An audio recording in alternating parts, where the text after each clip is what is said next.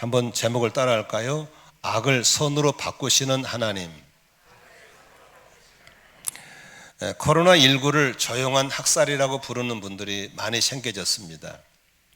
우리 일상적 삶이 깨지면서 나라와 가정과 사업과 직장과 학업에 여러 가지 위기가 왔고, 또 특히 공동체로 모이는 예배가 교회가 예배를 제대로 드릴 수 없음으로 인해서 교회에도 많은 위기가 왔고, 또 교회와 선교가 함께 가는 한국교회 상황 속에서 우리 선교사님들도 선교지에 많은 위기를 겪고 있는 건 사실입니다. 그러나 역사적으로 보나 우리 위기를 기회로 잘 바꿔서 성공한 사람들이 의외로 많습니다. 우리는 인생을 살다 보면 누구나 수많은 위기를 만났는데 그걸 어떻게 대처에 따라서 그 위기가 성공을 가져다 줄 수도 있고 위기가 더 큰 어려움을 줄 수도 있다는 사실입니다. 하나님께서는 모든 사람에게 그동안에 수많은 기회를 주셨습니다. 학생들에게는 공부할 수 있는 기회를 주셨고, 좋은 사람을 만날 수 있는 기회를 주셨고, 좋은 직장에서 일할 수 있는 기회를 주셨고, 구원받을 수 있는 기회를 주셨고, 신앙에 자랄 수 있는 기회를 주셨고, 은혜를 체험할 수 있는 기회를 주셨고, 남을 도울 수 있는 기회, 헌신할 수 있는 기회, 이런 기회를 많이 주셨습니다. 그런데 우리 가운데 이런 기회도 있지만 우리에게 또 뜻밖의 위기도 많이 올 수 있습니다. 기업들이 위기가 올 때 그 위기를 어떻게 대처에 따라서 기업이 회생할 수도 있고 기업이 망할 수도 있습니다. 그래서 어떤 기업은 위기 때 투자를 줄일 수도 있고 공격적인 경영을 하기도 합니다. 가정도 마찬가지입니다. 두 사람 중에 한 사람이 불륜을 저질러서 이혼하게 될 경우도 있습니다. 가장이 실직해서 재정적인 어려움을 겪을 수도 있습니다. 국가에도 위기가 있습니다. 우리나라에도 6.25 전쟁이라는 국가적인 위기가 있었습니다. 또 외환 위기도 있었습니다. 코로나19도 지금 우리나라는 팬데믹 상황 속에서 우리나라 나름대로 또 위기가 있습니다. 왜냐하면 천문학적인 숫자의 부채가 가장 문제입니다. 돈이라고 하는 것은 이자가 늘어가고 있기 때문에 잠도 안 자고 늘어가는 이자를 감당할 길이 없습니다. 그런데 계속 퍼서줘야만 하는 상황 속에서 앞으로 우리 아이들이 짊어지고 나가야 할 엄청난 부채를 어떻게 할지. 지구도 마찬가지입니다. 위기가 왔습니다. 그게 바로 지구온난화입니다. 어제 뉴스에 보니까 스페인의 앞바다에 그 청정의 바다에 수만 마리의 물고기가 죽어서 둥둥 떠다니고 있고, 그렇게 맑은 스페인 앞바다가 이제 썩어서 냄새가 나서 들어갈 수 없는 바다로 바뀌어가고 있다고 하는 것입니다.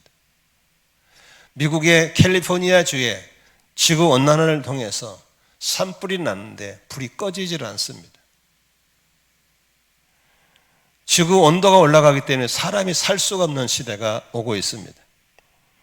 그래서 이런 국가적으로, 지구적으로, 가정적으로, 개인적으로 수많은 위기가 옵니다.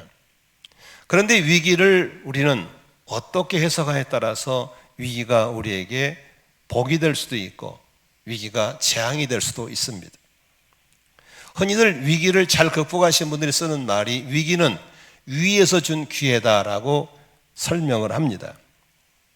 성경에도 그런 위기를 잘 극복해서 더 좋게 되는 경우가 많이 기록되어 있습니다. 이스라엘 백성들이 430년 동안 애굽에서 노예 생활을 했습니다. 힘든 과정이었습니다. 그러나 그들은 하나님의 약속을 붙잡고 그 430년을 이겨냈습니다. 신앙의 자유가 주어지지 않았지만 구전과 구전으로 입으로 전달된 조상적부터 믿었던 하나님을 믿고 의지함으로 하나님이 그들을 기억하고 그들을 애굽에서 탈출시켜준 과정이 있습니다. 모세는 바로의 밑에서 40년 잘 자랐지만 뜻밖의 어려움을 겪어서 광야에서 40년을 지냅니다. 그때는 무척 힘들었지만 돌이켜보면 그게 자신을 지도자로 변화시키는 하나님의 훈련 과정이었음을 나중에서 알게 됩니다. 우리는 흔히들 하나님 잘 섬기고 하나님 말씀 순종 잘하고 그러면 만사형될 것이다. 사업도 잘 되고 건강 축복도 받고 자녀들도 쭉쭉 빵빵 잘 나가고 그렇게 생각하는 분들이 의외로 많습니다. 그렇게 생각하신 분은 절반은 맞지만 절반은 틀립니다. 신명기 28장에 보면은 주의 계명에 순종하는 자는 들어가도 복을 받고 나가도 복을 받고 떡반죽이 복을 받고 머리가 되고 꼬리가 된 자는 축복을 받는다고 약속하셨습니다. 물론 약속은 맞습니다. 그런 복을 받습니다. 하지만 때로는 사랑하는 주의 자녀들에게 뜻밖의 고난을 허락하기도 하시는 분이십니다. 욥이라는 사람은 굉장히 의로운 사람이었고 신앙 좋은 사람이었고 그래서 재산도 많이 모았고 자녀도 많이 낳고 기르는 행복한 가정이었습니다. 그런데 욥은 이해할 수 없는 고난이 찾아와서 평생 모았던 재물을 순식간에 잃어버립니다. 가족을 잃어버립니다. 원치 않은 질병을 만나서 고통을 겪습니다. 그런데 욥은 그 고난을 이해할 수가 없었습니다. 친구들이 이런저런 말로 와서 신방 와서 권면했지만 그들 권면도 다 틀렸다고 하나님 말씀하셨습니다. 욥은 그 고난의 깊은 속에서 하나님 바라보면서 이렇게 고백합니다. 내가 가는 길을 그가 아시나니 그가 나를 단련하신 후에는 내가 순금같이 되어 나올 것이다 했습니다. 본인은 금강석이지만 금강석이 맞지만 금강석은 좋기는 좋지만 쓸 수 없는 금강석입니다. 금강석을 용광로 같은 불 속에 들어갔다 나올 때 더 좋은 더 귀하게 쓸 수 있는 순금이 된다는 사실을 욥은 고난을 통해 깨닫게 된 것입니다. 이스라엘 백성들을 그렇게 우여곡절 속에 탈출시키신 하나님이 왜 그들을 약속의 땅으로 들여보내지 않고 40년 동안 광야에서 뺑뺑뺑 돌리게 만들었을까에 대해서 하나님은 이렇게 설명해 주고 있습니다. 신명기 8장 2절 같이 한번 읽어보겠습니다. 당신들이 광야를 지나온 40년 동안 주 당신들의 하나님이 당신들을 어떻게 인도하시는지를 기억하십시오.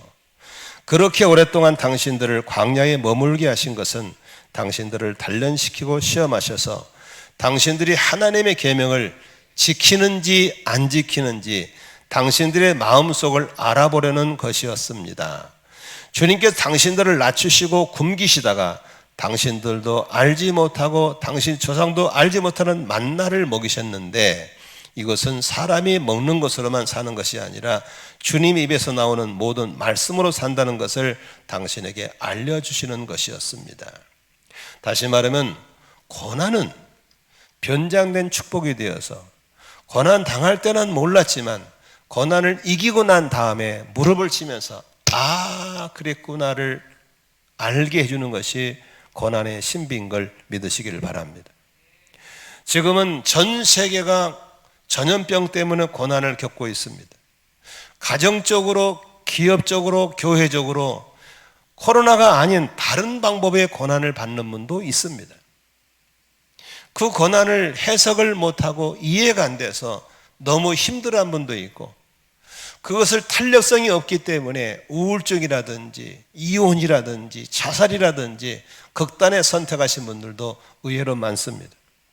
이렇게 나와 계신 분들도 이렇게 견디고는 있지만 그냥 무너지고 싶고 그냥 포기하고 싶을 때가 얼마나 많이 있겠습니까? 그러나 중요한 것은 위기는 위에서 준 기회라고 믿기 때문에 환경을 바라보고 문제를 바라보지 말고 위를 바라보면서 우리가 인내하고 힘을 얻고 극복해내면서 변장된 축복이 진짜 축복이 되는 날이 올 것을 믿고 나가야 될 줄로 믿습니다. 오늘 본문은 지난주에 설교에 의해서 바울 사도가 드디어 예루살렘 성에 입성을 했지만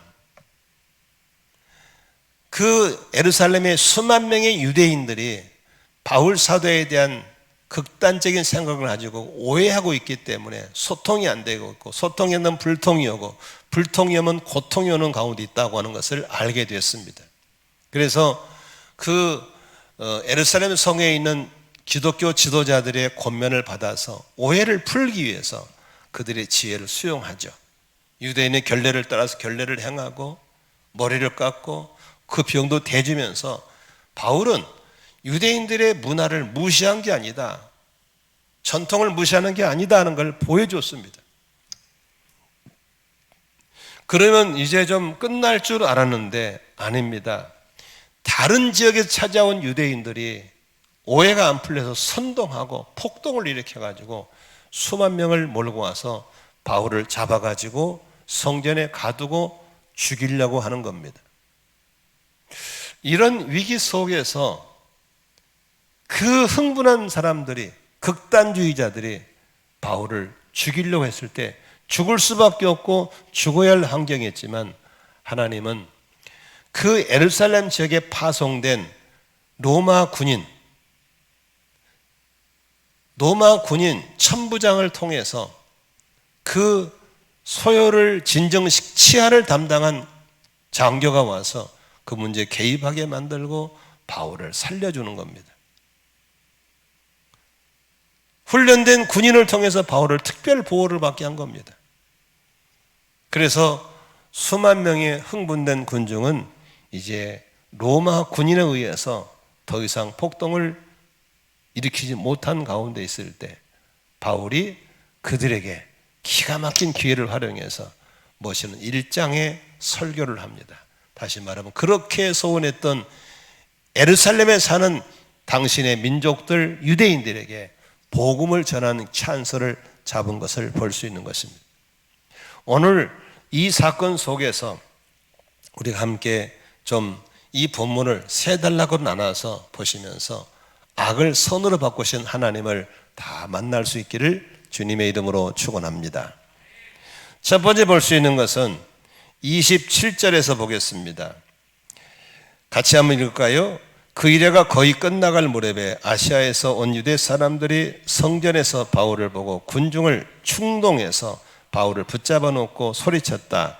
이스라엘 동포 여러분, 합세하여 주십시오. 이 자는 어디에서나 우리 민족과 율법과 이곳을 거슬려서 사람들을 가르칩니다. 더욱이 이 자는 그리스도의 사람들을 성전에 데리고 들어와서 이 거룩한 것을 더럽혀 놓았습니다. 바울은 자신을 해치려는 관계가 있다는 사실을 모르고 온 게 아닙니다.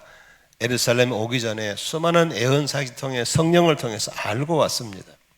그래서 오해를 풀어주려고 그들의 문화를 존중해주고 결례를 행하고 여러 가지 했었지만 한 번 비뚤어진 생각은 참 돌아오지 않습니다. 그러나 바울은 끝까지 인내하고 오해를 풀려고 노력했던 것은 바로 그들의 영혼을 구원하기 위한, 복음을 위한 양보였음을 알 수 있습니다.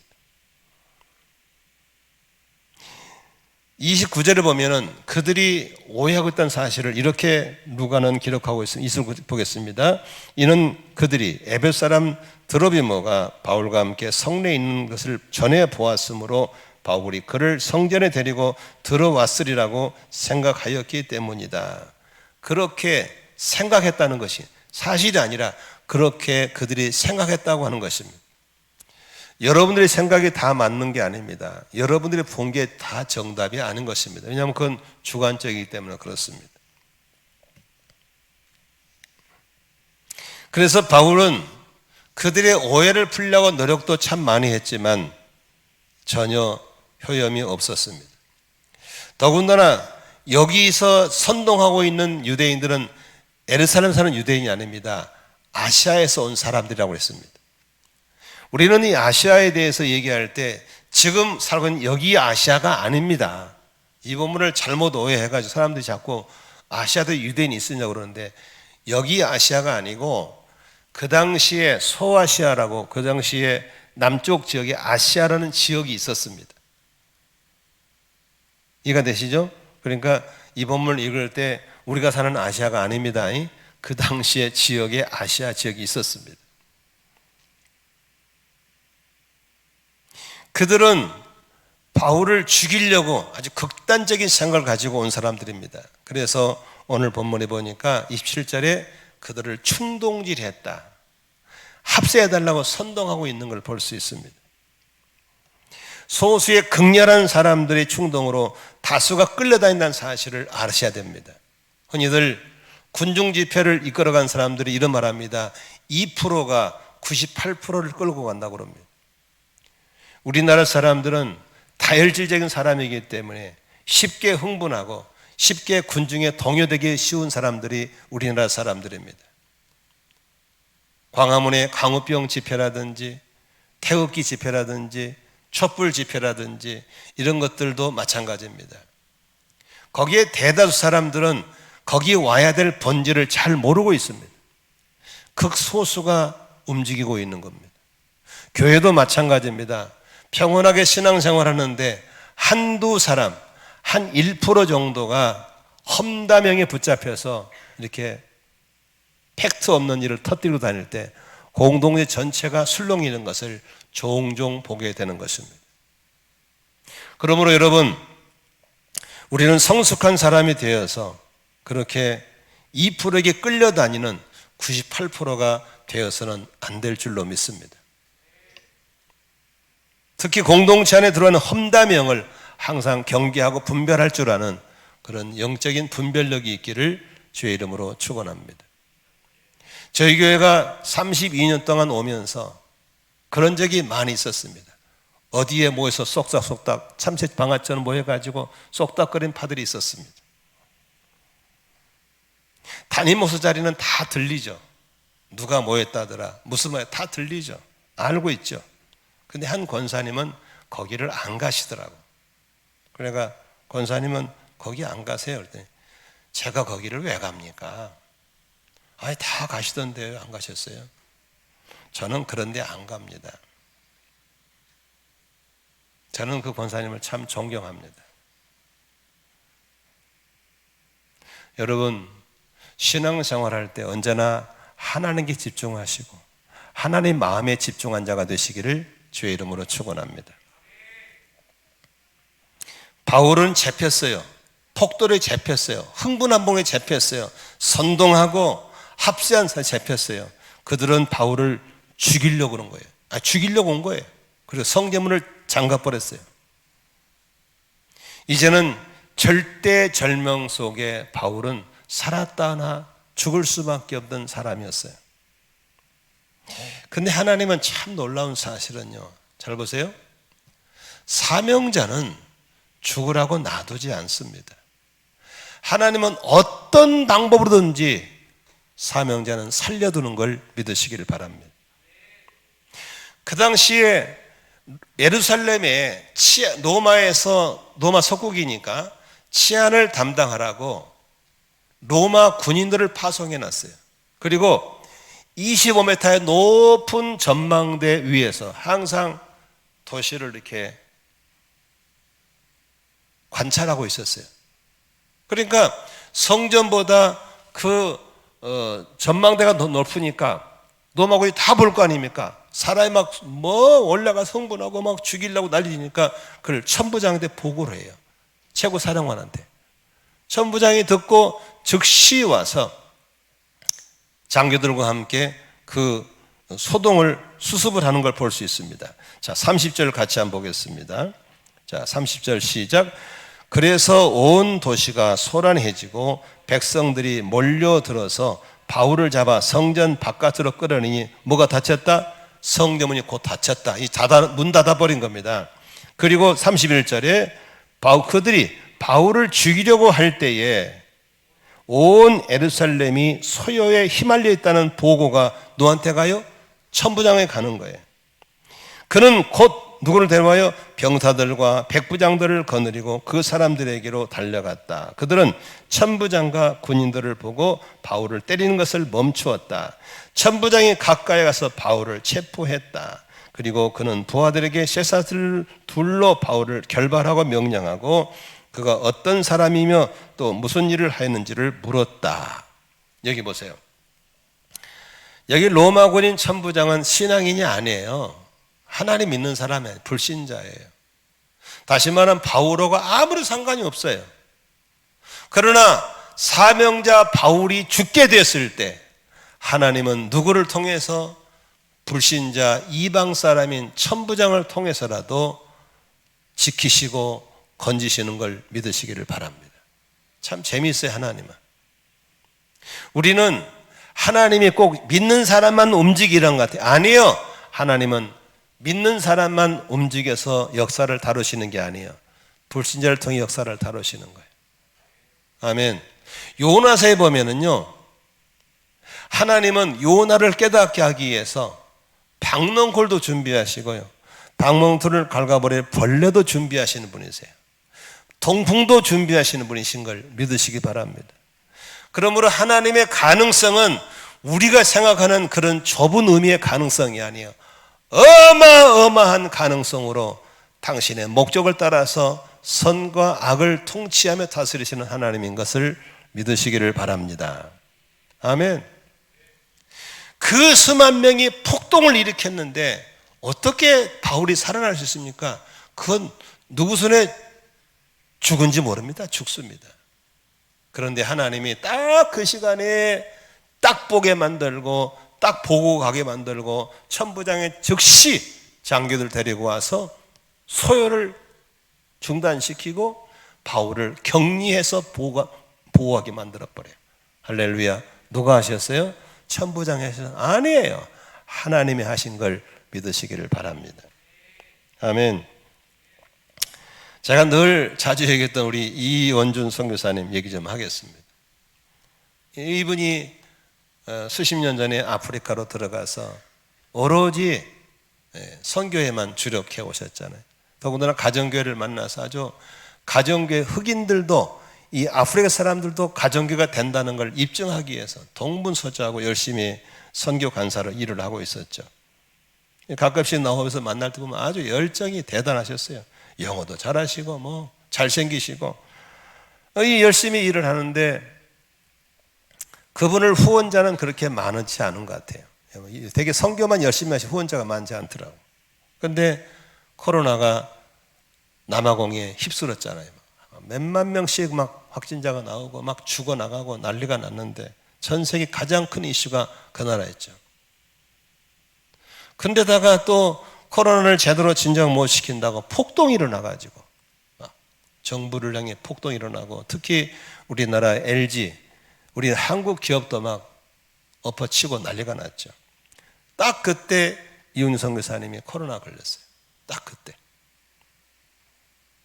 그러면 사모님이라도 건강하면 사모님이라도 돌보면 사모님도 같이 걸렸어요. 그러니 그 이국 땅에서 보호자가 없어요. 그래서 아프리카도 연락도 안 되지. 그래서 우리 국제가사원에서 난리가 났어요.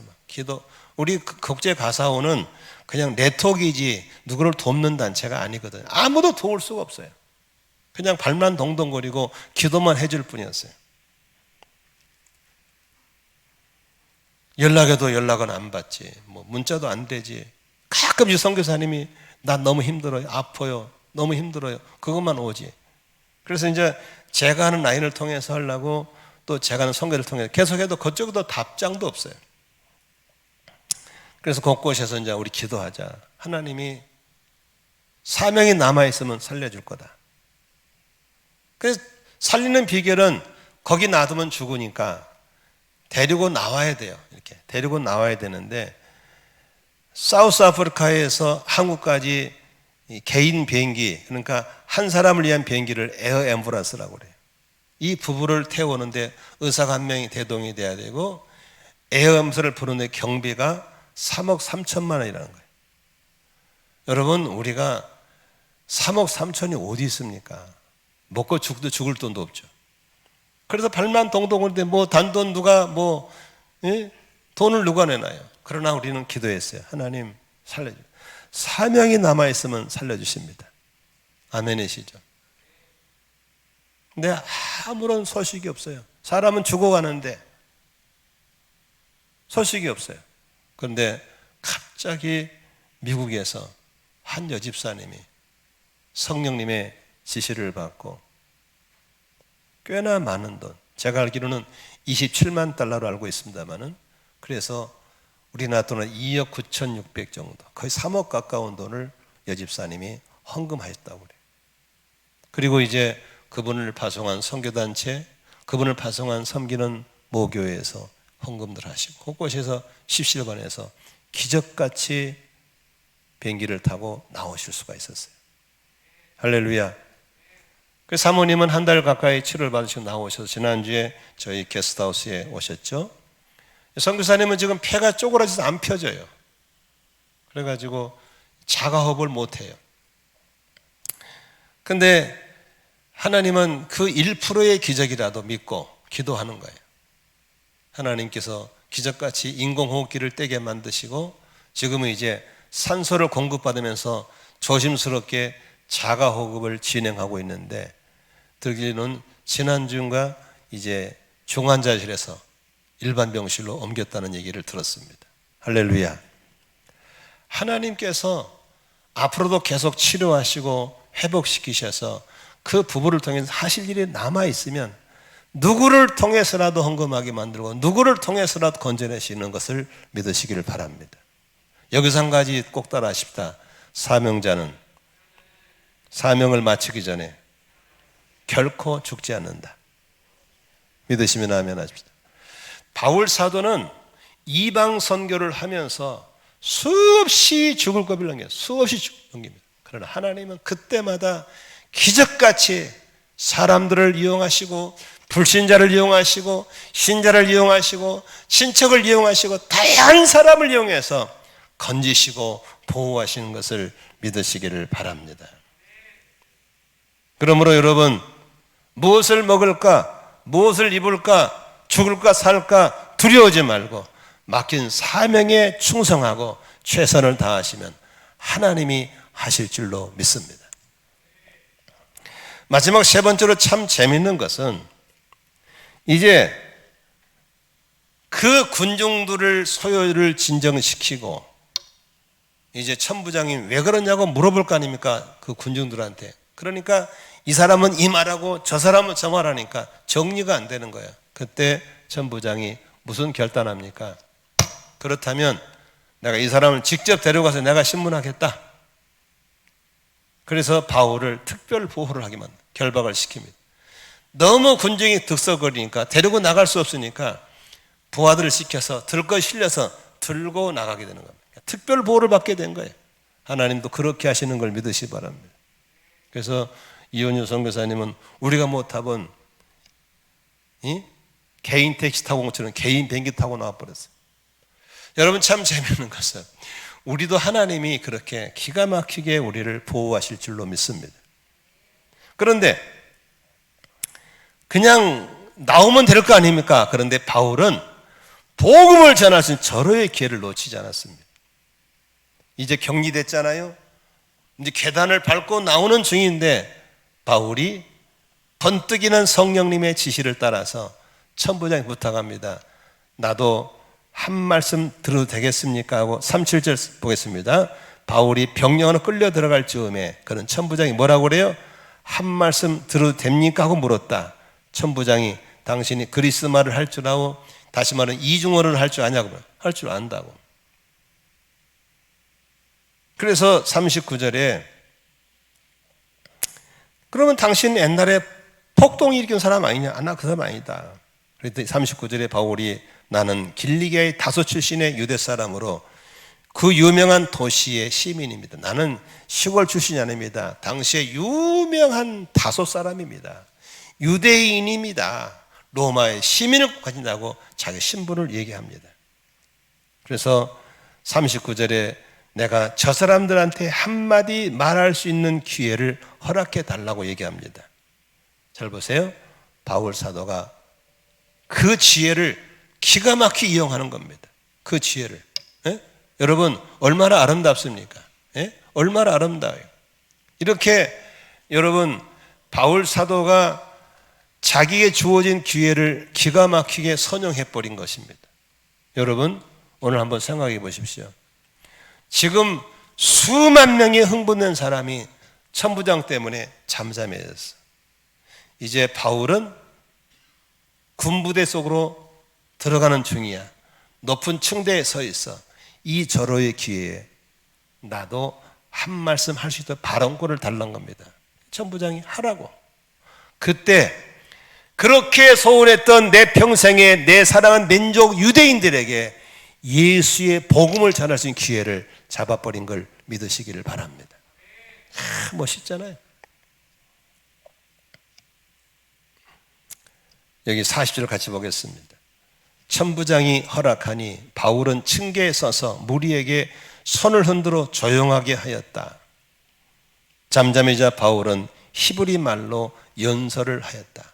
히브리 말은 무슨 말이죠? 유대인들이 쓰는 언어가 히브리 말입니다. 고난 중에도 복음 전하기를 포기하지 않았고 디모데에게 말했던 것처럼 때를 얻든지 못 얻든지 항상 말씀을 전하는 이 말, 주 예수의 사명 곧 하나님의 은혜의 복음을 증언한 일을 마치려면 생명조차 조금도 귀하게 여기지 않겠다는 바울이었기 때문에 그 짤막한 찬스를 놓치지 않고 절호의 기회를 붙잡고 복음을 전하고 있는 걸 볼 수 있는 것입니다. 하나님 멋있잖아요. 죽어야 되고 죽을 수 있는 상황인데 그 대단한 로마의 군인들을 동원시켜서 진정시켜놓고 그 폭동들이 바울을 손도 못 대게끔 호위해놓고 높은 지위에 위치해서 복음을 전할 수 있게 하신 이 하나님 얼마나 멋있습니까? 믿으시면 아멘 하십시다. 이 하나님이 바로 우리 하나님이고 여러분이 하나님인 걸 믿으시면 아멘 하십시다. 말씀의 결론 맺겠습니다.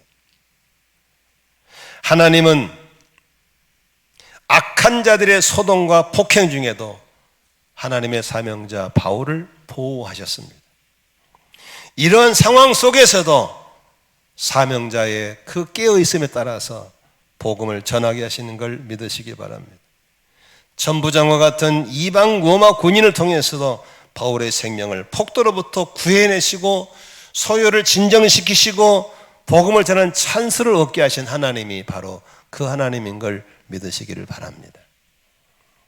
하나님은 악을 바꾸어서 선으로 만들어내시는, 그래서 합력하여 선을 이루시는 하나님인 걸 믿습니다.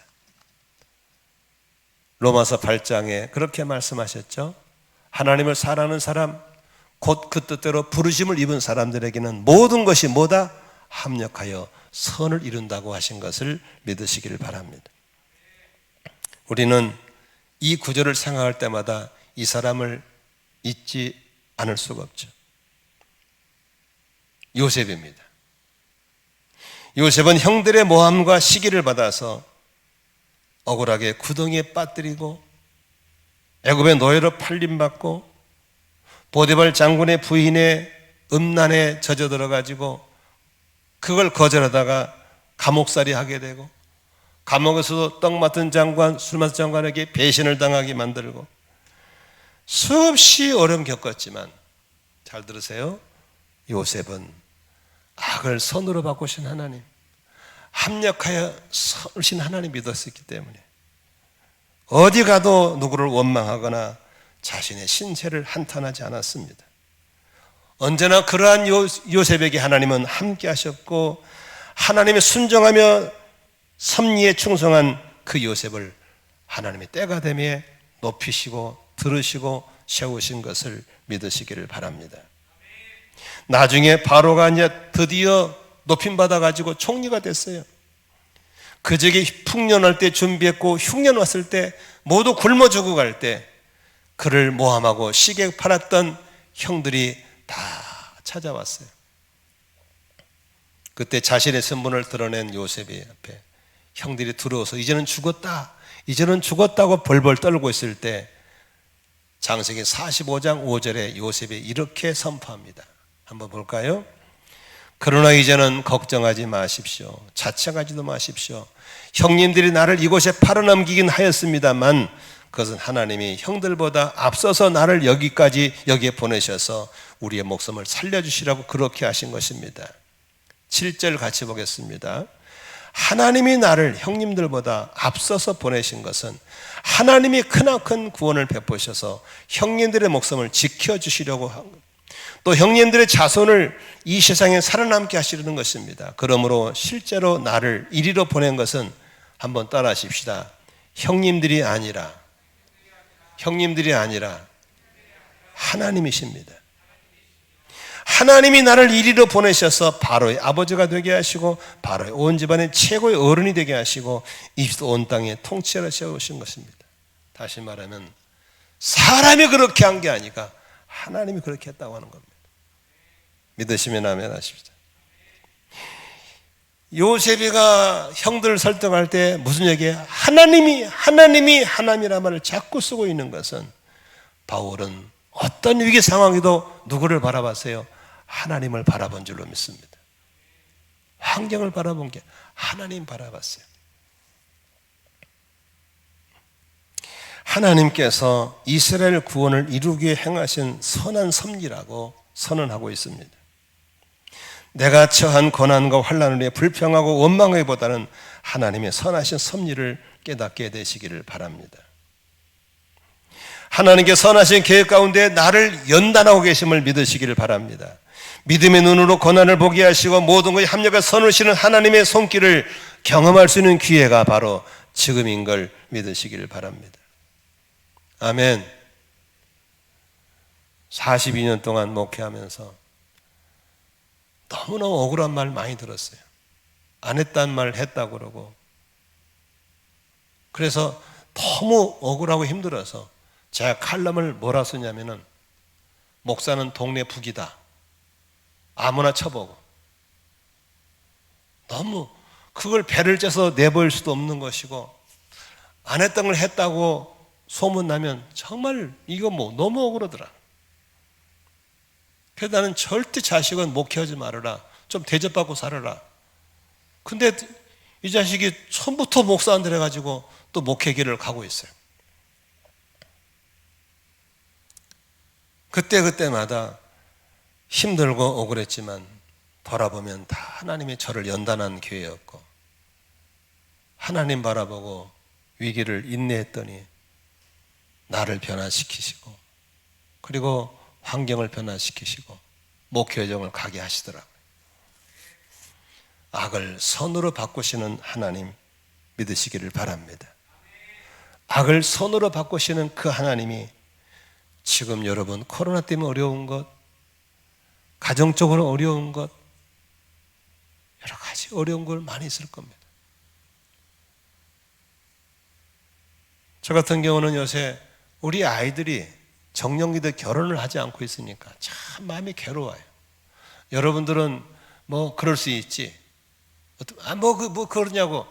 당신 나이면 그러잖아요. 내 나이 돼봐. 답답합니다. 에? 나도 여러분처럼 50대 때는 그렇게 말했어요. 뭐 괜찮다고. 한번 나처럼 나이 들고 답답해요. 마음이 아파요. 남의 일이라 그렇게 말하는 게 아닙니다. 공감을 해줘야지. 내가 너무 힘들어서 그래서 하나님, 나 연단 좀 그만하세요. 나 그만 쓰임 받고 싶어요. 나 그만할 거예요. 이제 우리 부부 좀 놔주세요. 그랬더니 우리 아들이 하는 말이, 아빠 그건 신학적으로 틀린 거야. 그렇게 말하면 안 돼. 어디서 신학을 배워가지고. 그게 아니다. 하나님은 그렇게 하는 게 너무 힘든 거야. 하나님, 우리 좀 그만 놔두시고 애들 좀 잘 풀어주세요. 제때 다 가게 해주시고 우리 그만 쓰임받아. 나 그만할게요. 그런데 하나님이 힘들게 하는 거예요. 그것만 힘드나요? 더 몸이 아프고 더 가족이 아프고 살아가는 지체들이 힘들어하고 그런 끊임없는 아픔들이 저기에 있는 거예요. 한 번도 좋다는 적이 없어요. 계속 있는 거예요. 이게 꺼지면 저게 터지고 저기 꺼면 이게 터지고, 항상 성도들을 대할 때마다, 공동체를 대할 때마다 마음이 조마조마조마조마. 그러나 요셉이 고백했던 것처럼 사람들은 악한 의도로 그렇게 왔다 할지라도, 사람들이 그렇게 왔다 할지라도 하나님은 언제나 합력하여 선을 이루시고 나도 더 좋게 만들어버린 걸 믿으시기를 바랍니다. 성도 여러분, 힘드시죠? 힘들 수 있다고 생각해요. 앞으로 더 힘들 수 있다고 생각해요. 그러나 위기는 언제나 기회를 주기 때문에 하나님 만나는 기회, 합력과 선을 이루시는 기회, 나를 순금처럼 만드는 기회, 그렇게 되실 줄로 믿습니다. 우리 모두 악을 선으로 바꾸시는 하나님을 믿음으로 지금의 어려움을 잘 이겨나가시기를 주의 이름으로 축원합니다. 저희 부부도 그렇게 또 이겨나가도록 하겠습니다. 우리 이원유 선교사님 가족도 그렇게 될 수 있도록 같이 기도하면 좋겠습니다. 할렐루야. 우리 잠시 한 1분 정도만 조용히 묵상하면서 주님이 나에게 뭘 하시는지 음성을 듣는 시간을 갖도록 하겠습니다.